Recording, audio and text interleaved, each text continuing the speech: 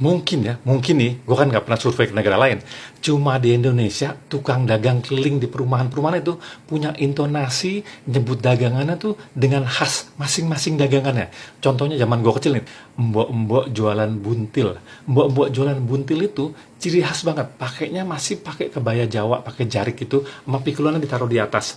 Nyebutnya dagangannya pun khas banget. Ada ehonya, kayak gini nih. Dipikul di atas kepala, dia gini, buntelelelelelelelelelelelel, keliling tuh, buntelelelelelelelelelelel.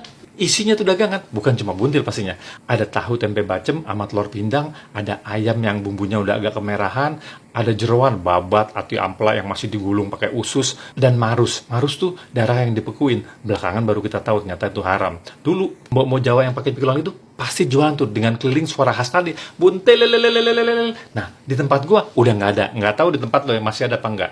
Nah, salah satu yang khas juga adalah tukang jual minyak tanah. Ini gue ngomongin tentang intonasi jualan yang mungkin cuma di Indonesia dengan suaranya yang khas, atau mungkin ada persatuannya kali. Pedagang buntil jualannya ntar teriakannya tekanannya sekian ya, buntelelelelelelelel, kayak ada ehonya. Pedagang minyak tanah keliling, zaman dulu, zaman masih minyak tanah belum dikonversi ke gas, kan dagangnya keliling tuh. Minyak tanah juga suaranya melengking, khas banget. Nyak, minyak. Di mana-mana dagangan, di tempat gue, di tempat lo, pasti bunyi jualan kang minyak begitu. Apa ada persatuannya kali ya? Persatuan kang dagang minyak. Ayo kita kumpul. Nanti intonasinya sekian ya. Terus kita tarikannya pertama dari bawah biasa, terus begitu akhirnya melengking ke atas. Minyak. Oke, bisa kan? Bisa, Pak. Mungkin ada persatuannya gitu kali ya. Soalnya kagak ada tukang minyak tanah yang jualan gini. Minyak. Mau minyak. Nggak ada. Seumur hidup gua kagak ada. Pasti begini. Minyak. Naik ke atas gitu. Itu baru Kang Buntil sama Kang Minyak. Nah, belum lagi Kang Sate nih. Kalau sate ayam sama sate kambing, yang dagang kan biasa Madura. Standar. Ngomongnya gini. Tes sate. Keliling tuh. Pakai gerobaknya. Tes sate. Tapi begitu sate Padang, ciri khas lagi, intonasinya berubah, beda lagi. Daerah rumah gue ya, nggak tahu daerah lo, tapi gue yakin tempat lo juga sama nih. Sate Padang, Padangnya ditekanin di terakhir. Sate Padang. Nah, itu bisa janjian semua seluruh Indonesia begitu apa nggak? Gue ngerti. Tapi kok apa ada SOP-nya gitu? SOP teriak pada saat jualan. SOP untuk teriakan pedagang minyak. Harus sepersekian detik. SOP untuk pedagang sate. Harus dibedain ya. Lo dagang sate ayam sama kambing kan? Nah, lo sate Padang kan? Harus ingat, sate Padang harus gini. Sate Padang. Ada penekanan di belakang. Padang. Kalau sate ayam sama sate kambing yang keliling biasa Madura, nggak begitu tuh. Nggak sate Madura. Nggak begitu. Mereka udah pada tahu. Sate. Orang-orang udah pada tahu tuh. Sate ayam sama sate kambing nih. Kagak mungkin salah. Kirain sate Padang, Bang. Enggak. Jadi kayak udah ada pengaturannya gitu, udah ada settingannya. Nah, begitu juga Kang Bakso. Kang Bakso ketokannya kan khas. Tuk, kita tahu Kang Bakso. Kalau Kang Midok-dok, kentongannya dibikin lebih gede supaya suaranya lebih berat. Jadi nggak bakal salah, nggak mungkin tuh denger tok. Begitu keluar, kirain Midok-dok. Nggak akan mungkin tuh. Gue rasa cuma di Indonesia tuh, karena kita bisa bedain. Kalau lebih berat, dok. Nah, udah pasti tuh Midok-dok, nasi goreng dok. Cuma orang Indonesia yang bisa ngenalin begitu doang. Kagak pakai teriak tukang bakso. Bakso, tok. Kagak. Cuma cukup tok. Midok-dok. Kagak bilang midok-dok, nasi goreng dok. Kagak. Dok. Kita udah tahu. Kita udah paham dah tuh. Wah, ini midok-dok nih. Nah, masih banyak lagi di tempat kita nih yang ciri khasnya banyak. Kalau siang, yang keliling itu pakai suara juga, kita tahu apa? Sol sepatu salah satunya. Sol sepatu keliling itu, biasanya siang nggak pernah malam. Itu kita udah hafal, karena dia jelasin jasanya ini. Jadi dia keliling sambil bilang, sol paku.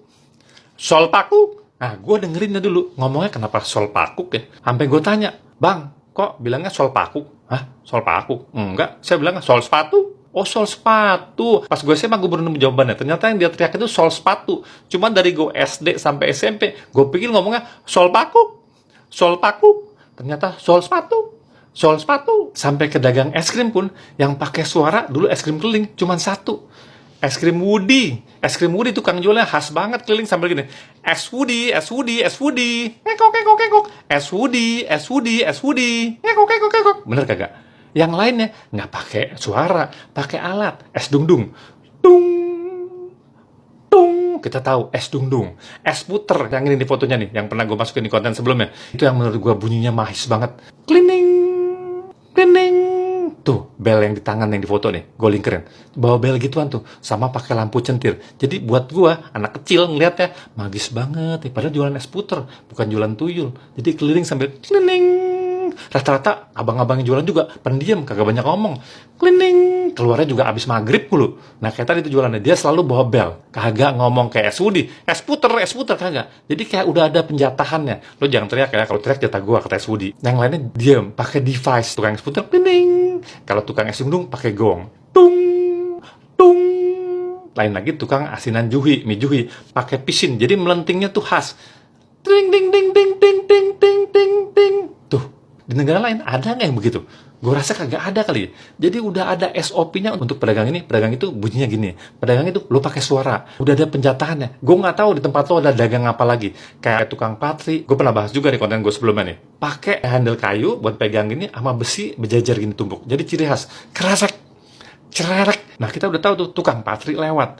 Jadi cuma di Indonesia sekali lagi ya barangkali yang tukang dagang keliling perumahan itu punya bunyi-bunyian, punya suara-suara, punya intonasi yang khas sesuai dagangannya. Dan kita pun udah hafal banget meskipun dia nggak nyebutin dagangannya, kita tahu bunyinya ting ting ting ting ting ting. Ah, mie juhi nih. Begitu dok dok dok seperti gue bilang. Oh, mie dok dok. Nggak mungkin ketemu kita.